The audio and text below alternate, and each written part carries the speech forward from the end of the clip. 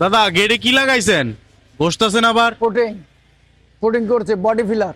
Pudding না কোন জায়গার ক্রিম লাগাই দিছেন? এটা হচ্ছে আপনার ইন্দোনেশিয়ার পুটিং। ইন্দোনেশিয়ার পুডিং। পুডিং এর নাম কি? ইন্দোনেশিয়ার পুটিং পুডিং এর নাম কি? মোরলাক। মরলাক। হুম। তো অত দামি পুডিং গেটে ব্যবহার করতেছেন কেন? প্রিমিয়ার কোয়ালিটির গেট, যে প্রিমিয়াম কোয়ালিটির কাজ হবে। এইদিকে দেখান। এই যে গেটটা কর্নার আপনি পুডিং মারলেন, এটা কিসের জন্য? এটা একটু আপ ডাউন ছিল, হুম। গ্যাপ বডি ফিলার আর কি, বডি মিলানোর জন্য এটা বডি ফিলার।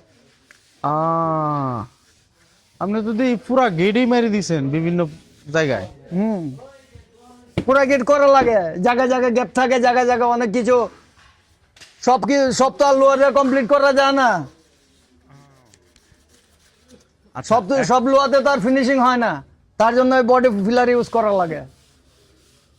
আচ্ছা, আপনি তো কোনো জায়গায় বাদ দিতেছেন না, প্রত্যেকটা পয়েন্টে জয়েন্টে জয়েন্টে আমার দেওয়া লাগবে, জয়েন্টে জয়েন্টে মরিচের বাসা, যে জয়েন্টে জয়েন্টে।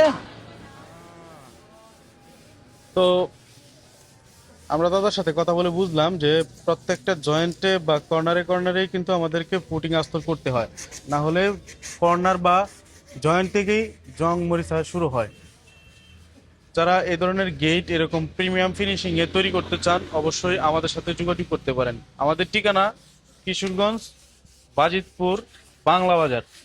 এখান থেকে সমগ্র বাংলাদেশ ডেলিভারি পেয়ে যাবেন সম্পূর্ণ বিনামূল্যে।